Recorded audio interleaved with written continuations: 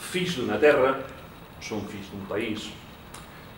I jo vull veure aquest temps viscut, el meu i el de molts de tots vostès, a través de les nostres mares, com els he dit abans. I 3 poemes. El primer, un ben curt, de Begoña Abad, La Melida de mi madre. El segon, Cançó de bressol, de Joan Manuel Serrat. El tercer, un poema d'una dona molt coneguda i molt volguda per tots vostès, Clara Santiró, Ferida de guerra. Els 3 poemes diuen així. No sé si te lo he dicho. Mi madre es pequeña y tiene que ponerse de puntillas para besar. Hace años yo me empinaba, supongo, para robarle un beso. Nos hemos pasado la vida estirándonos y agachándonos para buscar la medida exacta donde poder querernos. Y Joan Manuel Serrat ens diu: por la mañana, rocío. Al mediodía, calor. Por la tarde, los mosquitos. No quiero ser labrador.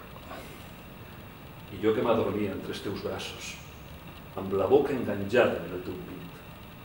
L'amor d'un home ja ens havia unit abans d'aquell matí d'hivern que vas néixer. El record d'aquell temps, el vent no l'arrossega quan estalviaves pa per a donar-me mantega. Cançó de bressol que llavors ja em parlava del meu avi que dorm en el fons d'un barranc, d'un camí ple de pols, d'un cementeri blanc i de camps de raïm, de blat i d'olivera. D'una verge en un cim de camins i dreceres de tots els teus germans que van morir a la guerra. Ets filla del vent sec i d'una eixuta terra, d'una terra que mai no has pogut oblidar malgrat el llarg camí que et van fer caminar els teus germans de sang, els teus germans de llengua, i encara vols morir escoltant mallerengues coberta per la pols d'aquella pobra terra. Por la mañana rocío, al mediodía calor, por la tarde los mosquitos. No quiero ser labrador.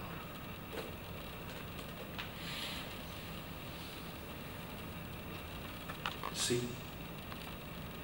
jo vaig viure la guerra, però la infantesa em privà ser conscient del que allò era.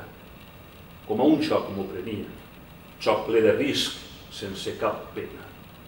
Recordes, sí, una nit, un bombardeig, el cel de Barcelona s'encenia amb sinistres ràfegues de foc que per mar i aire ens venien. Llums de festa a mi em semblaven fets a la foscor que ens tenien. Havíem fugit de ca nostra un descampat i ajocats a terra el pare amb força ens premia a la meua germana i a mi. La mare, presa d'espàs, me digué: filletes, si de cas passa algo, ací a la bossa teniu xocolata, galetes, roba neta i les sabates. Una bomba caigué. Déu, és de ben prop aquesta, murmurau entre dents mentre espurnes de foc al rostre ens venien. Carme, tira't a terra, cridà el pare tremolant, i la mare s'aixupia al meu costat i començà a acaronar-me mentre deia: no tingues por, Clareta. I jo, que als 7 anys cap temor sentia, va ser mirant a la meva mare quan vaig sentir-me ferida per una guerra que jo no entenia. No, no vull parlar de la guerra. Són ja massa anys parlant-ne. No es poden fer versos d'ella, ajuntaré uns mots, malgrat no rimen, sense cap altre fi que no siga maleir a tot aquell que ens diga que és necessària cap guerra.